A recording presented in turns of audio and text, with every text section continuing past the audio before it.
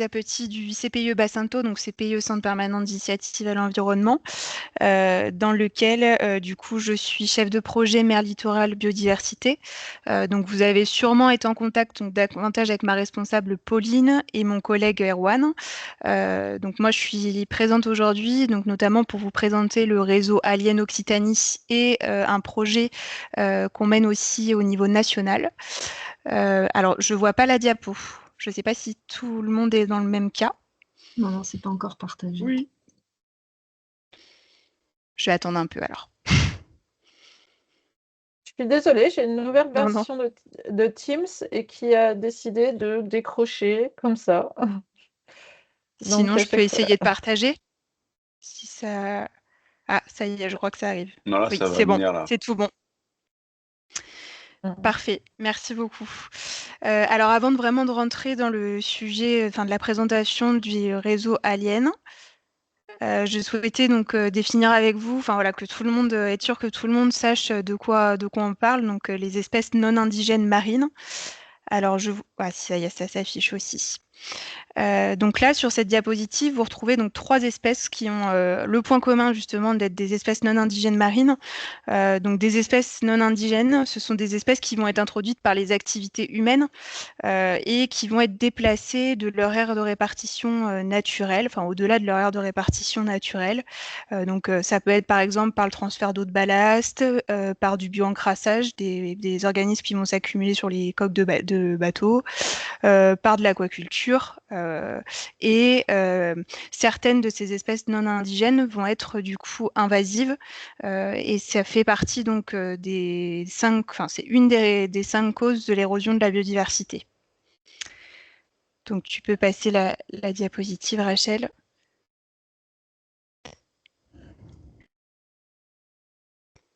Est-ce que c'est bien celle-là? Oui, c'est bien celle-là. Donc voilà, comme je vous disais, donc je vais vous présenter donc le réseau Alien qui s'est monté donc en région Occitanie et un projet donc récent qui est en cours donc au niveau national. Donc tout d'abord tu peux passer aussi la diapositive.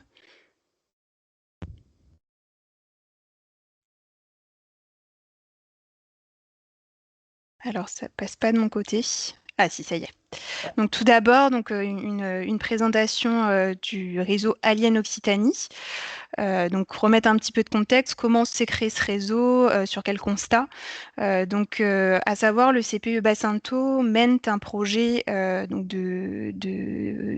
coordonne un projet de sciences participatives qui est le réseau des Sentinelles de la mer Occitanie, qui regroupe 20 programmes de sciences participatives, donc des programmes en lien voilà, sur l'eau, sous l'eau, sur le littoral, qui sont portés par 15 structures différentes. Et ces 15 structures, elles ont souhaité donc concevoir un projet commun donc autour des ENI, des espèces non indigènes marines, qui s'appelle Alien Occitanie. Ce projet, il a été monté vraiment sur la base de modèles qui existaient déjà, notamment donc le réseau Alien Corse, qui est le premier à s'être monté en France, et aussi par rapport au contexte politique actuel, avec donc le règlement européen des espèces exotiques envahissantes, la DCSMM, la directive cadre stratégie pour le milieu marin, ou encore en région la stratégie régionale espèces exotiques envahissantes faune et flore. Donc voilà, tout ce contexte était favorable et il y avait un réel besoin de se mobiliser sur le sujet des ENI en région Occitanie. Tu peux passer aussi la diapo, s'il te plaît. Donc on a choisi d'organiser donc ce réseau Alien Occitanie en 5 volets, donc que vous retrouvez là sur la diapositive, avec différents objectifs, donc notamment d'améliorer les connaissances sur le sujet, de fédérer et de mobiliser les socioprofessionnels et les gestionnaires de ports de plaisance, d'initier la mise en place d'actions cohérentes et harmonisées sur l'ensemble des 3 régions de Méditerranée française, de créer des outils pédagogiques, de faire connaître les dispositifs existants en matière de surveillance des ENI et de constituer un réseau d'acteurs à l'échelle méditerranéenne pour enclencher une dynamique en faveur de la surveillance des nonnies. Il y a une chose que je n'ai pas précisée juste avant, donc de 2021 à 2023, nous étions soutenus donc, par l'OFB pour mettre en place ce réseau alien à l'échelle Occitanie. Et sur la période 2024-2026, nous sommes rentrés dans une dynamique façade méditerranéenne, de façon donc à toujours maintenir les actions que nous menons en région Occitanie, mais aussi venir un peu essaimer et partager ce qui se fait en Occitanie côté PACA et côté Corse. Tu peux passer la diapo. Donc là, je vous ai présenté. Ouais. Je suis désolée, j'ai des difficultés de présentation et de connexion. Alors, je vais repartir. Hop, voilà. Je pense que c'est bon là. Alors là, je vois une page. Ouais, je sais pas. Voilà, c'est bon, c'est tout bon. Okay. Donc là, je vous ai parlé donc vraiment de ce qui se menait en région Occitanie et à l'échelle façade méditerranéenne.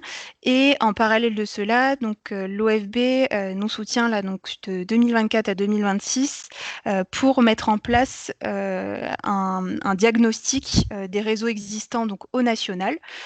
Donc là, vous retrouvez une carte des différents réseaux qui peuvent exister. Donc tout à l'heure, je vous parlais du réseau Alien Corse qui est le premier à s'être monté en France, mais il y en a tout un tas d'autres, notamment donc, en Normandie qui vous sera présenté tout à l'heure, en mer Celtique, sur le golfe de Gascogne. Donc ce projet à l'échelle nationale donc de diagnostic et de fédération est de venir donc dans un premier temps de se connaître, établir les points communs qui peuvent exister, les spécificités mais aussi les différences, donc notamment sur les espèces qui sont suivies, sur la gouvernance, sur les acteurs qui sont impliqués dans les projets et sur les compétences de chacun. Puisque là, donc, pour vous donner une idée, nous sommes vraiment à l'étape de diagnostic et on observe, voilà, ces différences sont avérées, mais pour autant, il est important de les partager et de pouvoir essayer de monter des choses ensemble. Un autre objectif donc, qui est de consolider la culture commune et de partager les méthodes et centres formés, de rassembler et de valoriser les données de veille citoyenne au service de la sensibilisation, des scientifiques, donc notamment par la remontée des données, mais aussi des gestionnaires d'espaces naturels. Un autre objectif est de maintenir et animer la veille citoyenne, donc au outil de veille précoce pour une action efficace et de préservation de la biodiversité marine. Voilà. Je reste très brève. Voilà, comme ça, je passe la main pour le réseau Alien Normandie. Et puis après, à ce moment-là, voilà, si vous avez des questions, j'y répondrai avec plaisir sur les 15 prochaines minutes. Ok, merci beaucoup. De rien.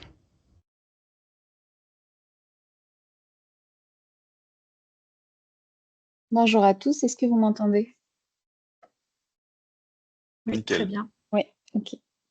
Donc Marie Francou, je travaille à l'URCPIE Normandie et du coup je vais vous parler rapidement du programme Alien Mer Normandie, donc qui ressemble beaucoup au programme Alien Occitanie et qui est déployé sur notre région. Tu peux passer à la diapo d'après, s'il te plaît. Merci. Donc, en fait, on va être sur des objectifs similaires au programme d'Occitanie. Donc, nos objectifs sur ce réseau Alien Mer Normandie, ça va être à la fois de contribuer à l'amélioration des connaissances sur ces espèces non indigènes marines, avec un programme de sciences participatives, d'informer le grand public sur ces espèces, les enjeux et les conséquences liées à leur présence en Normandie, et puis de mettre autour de la table toutes les structures et parties prenantes qui travaillent sur la thématique en région. Donc, on a aussi plusieurs volets sur le programme, avec un volet veille citoyenne qui a plutôt pour objectif d'acquérir des données sur la présence ou l'absence de NI marine, donc que ce soit sur des plongées, mais aussi des sorties sur le littoral, pour connaître et suivre l'évolution de ces espèces. Il y a aussi un volet formation. Donc là, l'idée, c'est plutôt de former les observateurs potentiels et de les inciter à faire remonter leurs observations. Donc ça comprend aussi toutes les actions d'information sur la thématique auprès de différents professionnels en Normandie. Le volet communication pour faire connaître le programme Et enfin, tout un volet lié à la coordination pour la mise en réseau de tous ces acteurs et parties prenantes sur la thématique, la recherche de financement, etc. Donc, on a un certain nombre de partenaires qui travaillent avec nous sur le programme que vous voyez. Ah non, je n'avais pas fini sur la diapo. Merci.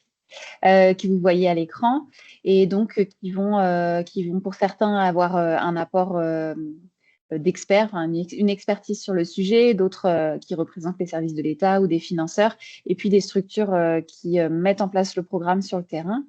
En région, donc le programme est animé par l'URCPU Normandie en étroite collaboration avec les amis de BioOps qui font partie des 2 outils qui sont utilisés pour faire remonter les observations. La particularité de notre programme là en région, c'est qu'en fait, on s'intéresse aussi aux espèces en extension d'aire de répartition, donc qui sont des espèces qui ne sont pas introduites hors de leur aire de répartition naturelle, mais qui sont plutôt en expansion d'aire de répartition, donc qui arrivent en Normandie ou en tout cas qui peuvent revenir en Normandie à partir des régions voisines.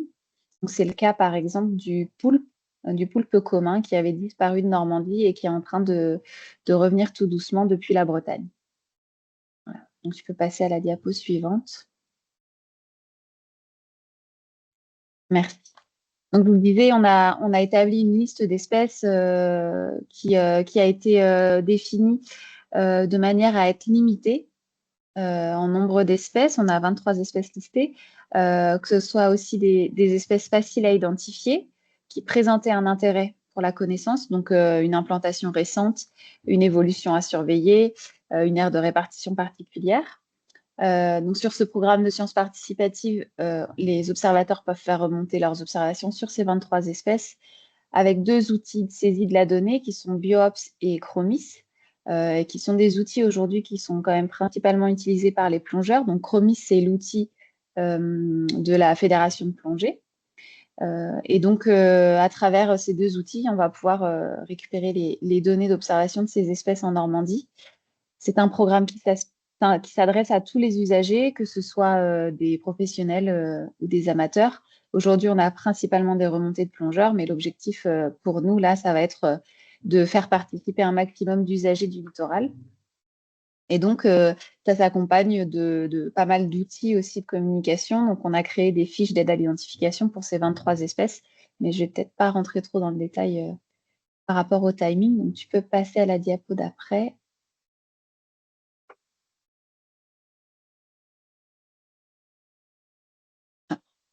Et donc, c'était simplement pour vous présenter quelques résultats. Donc, nous, le programme, il a été lancé officiellement à l'été 2022.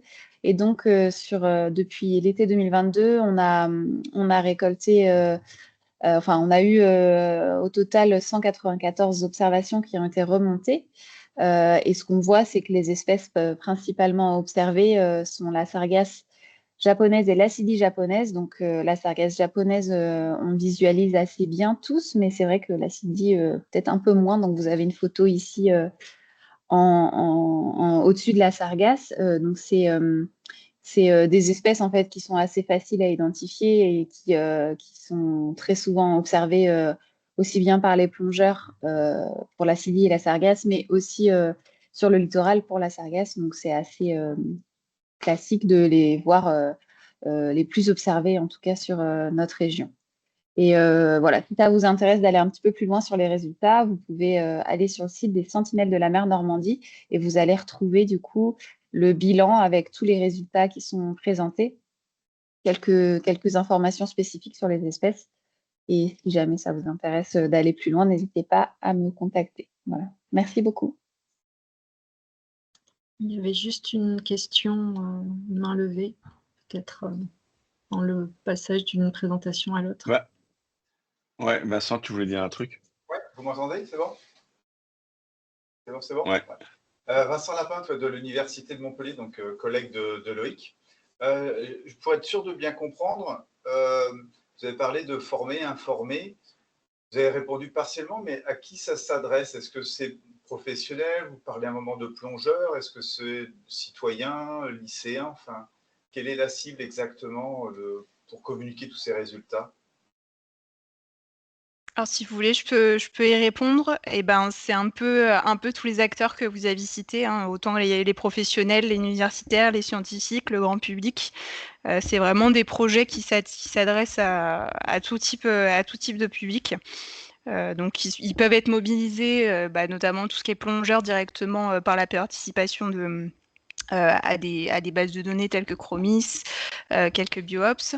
Le grand public à travers des animations de sciences participatives. Donc nous, sur le terrain, on relaie notamment donc, un programme qui s'appelle Biolite, les nouveaux arrivants. Donc, qui est un programme qui est mis en place qui a été créé par l'association Planète Mer.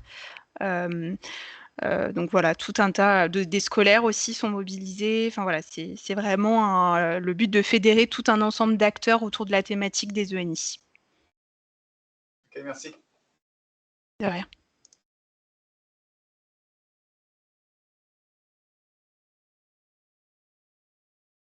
Hop, on va passer la main à Pierre Solo. Oui, bonjour tout le monde. Donc Pierre Solo, donc je suis enseignant-chercheur à l'Université de Bretagne Sud à Lorient. Et donc je vais vous présenter très brièvement le réseau Aliane Grand Ouest, donc qui est un programme de recherche participative entre l'UBS et la Fédération française d'études et de sports sous-marins, la FFE-SSM. Donc c'est un réseau qui s'est monté fin 2021, qui a démarré pareil au cours de l'été 2022, qui suit son cours petit à petit et qui a pour objectif donc de cartographier les espèces non indigènes marines sur le littoral breton et Pays de Loire, avec l'outil de Chromis, l'outil de sciences participatives qui a été créé par la Fédé. Mais c'est aussi d'évaluer l'impact de ces espèces exotiques envahissantes sur les habitats marins et de répondre aux descripteurs D2 de la DCSMM. C'est bien évidemment l'objectif, c'est aussi de partager les connaissances entre les scientifiques et puis le monde citoyen, les plongeurs bénévoles. Et d'un point de vue plus scientifique, c'est aussi pour nous de réfléchir à des solutions fondées sur la nature, et je pense notamment, et c'est le lien avec la navigation, des travaux sur la restauration écologique dans les habitats portuaires, et de travailler donc sur des systèmes de lutte biologique vis-à-vis de ces espèces exotiques envahissantes. Donc c'est un programme de recherche participative qui est financé par la région Bretagne. Et voilà, je crois que c'est tout ce que j'avais à dire. Je crois que j'avais qu'une seule slide, Rachel. Oui, Ça, tout c'est à fait. vraiment très sympa, tiens. Voilà. Après, je peux... Oui, bah oui, je me dis que c'était plus simple pour Rachel qui avait un peu de mal, j'ai l'impression, avec les diapos. Oui, je te remercie. Non. Donc, On va pouvoir échanger et laisser la place aux questions. Il y a Coraline Chabouin qui va nous présenter un petit peu les initiatives OFP du moment sur cette question. Et comme j'ai du mal, je vais lui laisser la main pour partager ces slides. Merci Rachel. Est-ce que vous voulez déjà faire une période de questions et après j'interviens ou on enchaîne? On enchaîne? Ok. Ouais. Allez, On hop, enchaîne. je vous fais le partage d'écran. Hop. Est-ce que c'est bon pour tout le monde? Vous voyez l'écran? Impeccable. Je vais faire un tout petit peu plus long, mais je vais essayer quand même d'être concise. En gros, donc j'interviens à la place de ma stagiaire de Master 2 Virginie, qui est en arrêt de travail actuellement, au moins cette semaine, et qui travaille sur une campagne de communication sur la biosécurité marine. Donc, je ne reviens pas sur la définition d'une espèce exotique envahissante, ça a été très bien fait juste avant. Donc, la biosécurité, c'est quoi? C'est l'ensemble des mesures préventives destinées à limiter la diffusion des espèces exotiques envahissantes entre des pays différents ou au sein d'un même pays, par exemple entre les différentes îles d'un même pays. Donc, en gros, dans un processus d'invasion biologique et de la manière dont on les gère actuellement, on met des mesures, souvent on a un système de surveillance, donc en métropole, c'est lié à la DCSMM. On a ce système de surveillance des arrivées d'eux et de leur propagation. Et puis, au fur et à mesure de la dynamique de l'invasion biologique, plus ça avance dans le temps, plus l'espèce se propage et plus on a de difficultés à les gérer, et notamment particulièrement en milieu marin. Donc il y a toute une... voilà, le réseau Alien Corse avait mis en place une espèce de chaîne de décision avec le réseau de surveillance, prise de décision rapide, la gestion adaptée, l'éradication quand c'est possible, quand on est au tout début d'un stade d'invasion biologique, et si c'est pas possible, on prend des mesures de confinement, on fait des opérations de lutte à long terme, où on décide de ne rien faire puisque c'est déjà un peu trop tard. Et la biosécurité, elle vient en amont de tout ça, avant même la surveillance. En gros, c'est vraiment toutes les mesures que l'on peut prendre pour éviter l'arrivée de nouvelles espèces exotiques envahissantes. Donc, on travaille dans un cadre assez défini. On a une stratégie nationale sur les espèces exotiques envahissantes, un plan d'action pour prévenir l'introduction et la propagation des espèces exotiques envahissantes. Avec la nouvelle stratégie nationale biodiversité, il y a une mesure au complet, la mesure 10, qui est dédiée à lutter contre les EE. Et puis, on a une mesure 17 aussi qui est d'accompagner le secteur des infrastructures de transport pour réduire ses impacts sur la biodiversité. Et dans cette mesure 17, il y a une sous-action sur la prévention de l'introduction et de la gestion des espèces exotiques envahissantes. On a aussi un règlement européen sur l'aquaculture qui traite de l'arrivée de l'arrivée de nouvelles espèces exotiques envahissantes via les activités d'aquacole, pardon. On a aussi un règlement européen entièrement dédié aux EE. Donc tout ce cadre réglementaire international avec la Convention sur la gestion des eaux de ballast et des sédiments de ballast, donc de l'international, l'européen et le niveau national, on a un ensemble de textes réglementaires ou de doctrines qui nous permet de travailler sur la biosécurité. Moyennant quoi, on n'a pas de stratégie de biosécurité en France. On a un ensemble de mesures, mais elles ne sont pas forcément hiérarchisées, crantées dans le temps. Il n'y a pas forcément des moyens associés à chacune de ces mesures. Et on a pourtant un objectif de réduire de 50% l'arrivée, le taux d'établissement de nouvelles EE en France. Donc, on s'est dit j'ai proposé une offre de stage pour me dire, bon, on n'a pas encore de stratégie de biosécurité bien établie, mais par contre, ça ne nous empêche pas de communiquer sur les bonnes pratiques à adopter pour l'ensemble des filières socio-économiques maritimes pour réduire le déplacement de ces EE. Donc, j'ai demandé à Virginie d'aller étudier les pays, les stratégies de biosécurité des pays qui sont un peu champions du monde dans ce domaine-là. Donc, en général, ce sont des îles, l'Australie, la Nouvelle-Zélande, l'Angleterre. Donc, elle a étudié à la fois leur stratégie de biosécurité et les stratégies de communication associées, et pour en tirer un peu les grandes lignes pays par pays. Donc, par exemple, pour l'Australie, ils font un énorme focus sur tout ce qui est le biofouling, quel que soit le lieu où se loge ce biofouling, l'encrassement biologique, que ce soit sur les bateaux de plaisance, les bateaux de commerce, sur les pontons des ports et sur les eaux de ballast. Ils font un focus là-dessus. Ils parlent des ravageurs marins et ils ont vérifié l'impact, ils ont étudié l'impact de tous ces ravageurs marins sur les habitats, les espèces, les effets économiques, sanitaires, etc. Et ils ont mis en place d'énormes mesures de biosécurité. Donc,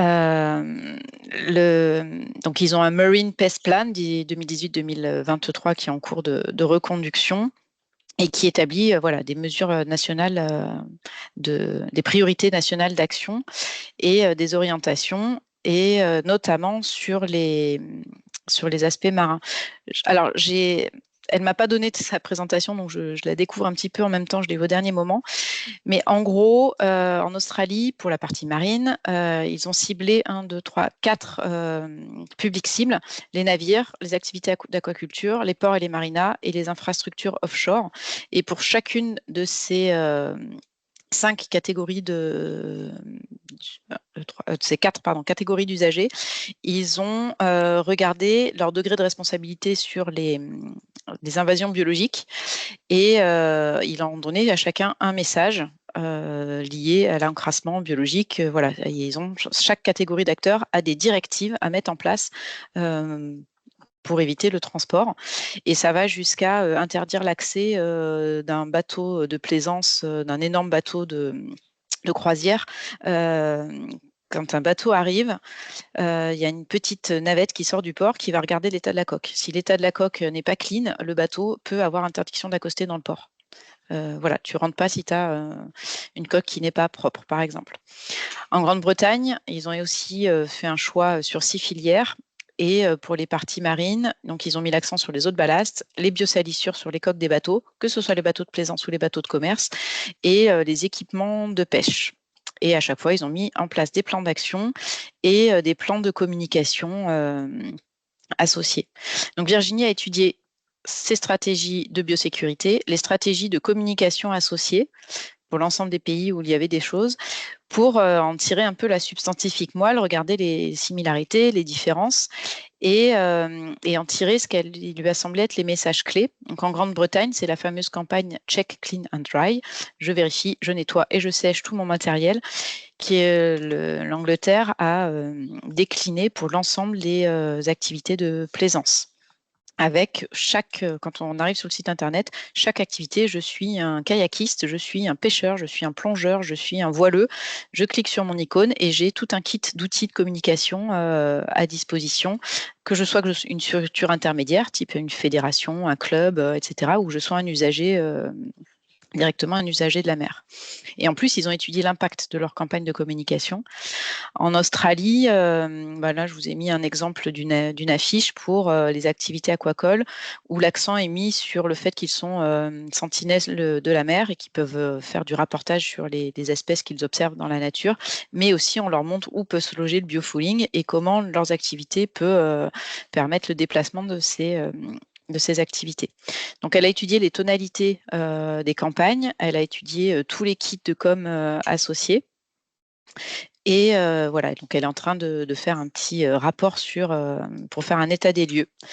Ensuite, elle a eu toute une phase d'enquête auprès de toutes les filières, plongée, plaisance, pêcheurs pro et pêcheurs de loisirs, conchiliculture, les extracteurs de granulats, les transports maritimes, je pense qu'on n'arrivera pas à aller jusqu'au bout, et les ports, où elle a appelé les structures intermédiaires, soit des syndicats, soit des fédérations, l'ensemble des acteurs.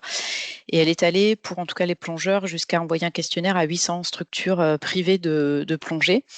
Et l'idée, c'est d'évaluer avec eux leur degré de responsabilité dans les invasions biologiques. Par exemple, le transport maritime a une forte responsabilité dans ce transport-là, beaucoup plus que les activités de plongée. Par contre, les plongeurs sont beaucoup plus sensibles à ce sujet-là et en plus, ils sont sentinelles de la mer. Donc, en gros, on regarde leur degré de responsabilité dans les invasions biologiques, leur degré de connaissance, leur motivation pour aller travailler sur ce sujet-là. Et on élabore un petit peu, on commence à élaborer avec eux les messages clés que l'on peut faire passer filière par filière. L'idée à la fin du stage, c'est d'avoir une stratégie de communication nationale avec des plans de communication associés filière par filière qui soient un peu validés aussi avec chacune des filières socio-éco. Et on va essayer au maximum de s'insérer dans tous les outils et notamment la plongée. Ils ont moult outils qui sont déjà développés de développement durable, de plongée responsable, etc. Et donc, on va essayer de voir comment on peut s'insérer dans chaque outil déjà développé par l'ensemble de ces filières-là. Par contre, on voudrait faire une campagne avec un message commun, un message collectif, une campagne de com un peu unifiée et après qu'on décline à chaque filière. Donc Virginie, elle ira jusqu'à l'état des lieux et l'idée après, c'est que je fasse un grand marché avec des graphistes et des gens spécialistes en com en fait pour transformer tout ce qu'elle aura rédigé en vrais outils de communication, que ce soit des vidéos, des affiches, des petits modules de sensibilisation un peu clé en main, à la fois clé en main pour les filières qui n'auraient pas le temps de les approprier, qui voudraient des outils clés en main, mais également des outils un peu open source que chaque filière puisse ensuite décliner sur sa région ou réadapter un peu en s'assurant que les messages clés communs restent les mêmes, mais voilà, qu'il puisse y avoir de l'adaptation graphique pour chacun des territoires. Et on pourrait évidemment se baser sur les réseaux aliens aussi pour faire monter en compétences communs. En 2025, on devrait faire une journée d'échange technique nationale sur les espèces exotiques envahissantes avec les réseaux aliens, mais aussi des réseaux scientifiques. Et on pourrait lancer cette campagne de com ou en tout cas la lancer avant et puis l'évaluer après. À voir. Donc voilà, stratégie de communication au niveau national hiérarchisée. On va travailler sur la teneur de la campagne, les messages clés, les plans de com associés, et puis après, on construira les outils. Et là, je vous ai mis une petite diapo qui récapitule un peu différents types de visuels qu'on a pu trouver à droite à gauche. On en a trouvé des centaines. Mais sur ce sujet-là, il y a des campagnes avec des tonalités très différentes. Vous avez ici, je la fais bouger là, la campagne en bas à gauche de l'Union européenne sur les aliens qui est très bisounours. Il y a des petits cœurs, elle a des tons pastels, c'est tout mignon. Et puis au milieu, vous avez celle avec le bandeau rouge. Vous rentrez dans une, bon, c'est une terrestre, mais vous rentrez dans une zone où la biosécurité est importante. Merci de ne rentrer avec aucun de ces animaux-là. Vous avez des choses très cartoonesques. Vous avez des choses beaucoup plus factuelles. Là, c'est l'exemple d'un flyer réseau alien ou de la campagne Check Clean and Dry anglaise. Donc, vous avez des tonalités très, très différentes. Et voilà, donc tout ça, ça sera étudié. Puis, on validera filière par filière qu'est-ce qui est le plus adapté. Et ce que j'aimerais faire idéalement... voilà, c'est la dernière. Au printemps 2025, en profitant de l'année de la mer, de lancer une semaine un peu de biosécurité marine dans les aires marines protégées, auprès des filières, etc. Et là, je vous ai mis 2 exemples. Les Anglais qui ont fait des ateliers dans toutes les aires protégées pour apprendre à nettoyer son bateau, son kayak, pour ne pas propager les espèces. Et je vous ai mis un autre exemple un peu extrême en Australie, où ils organisent une campagne nationale de tuerie de ces fameux crapauds exotiques envahissants, où ils encouragent toute la population à aller tuer le maximum de crapauds, et avec un décompte un mois avant, J-30, J-29, J-28, lâchez-vous, vous avez une semaine pour vous déchaîner et aller tuer du crapaud. Donc je pense qu'on n'ira pas vers ce type de campagne, mais je vous la mets pour vous montrer à quel point il peut y avoir des choses très très différentes. Voilà. Ce matin, j'ai pensé à toi parce qu'il y avait deux perruches à collier dans mes arbres, en train de manger mes amandes, et je me suis posé la question quand même. De sortir le fusil, c'est ça? Ouais. Voilà, il y avait 2 pies et deux perruches à collier, donc à Montpellier, c'est une question. Voilà, donc si vous avez d'autres maintenant échanges autour de ça à faire, avant de faire une petite pause bien méritée.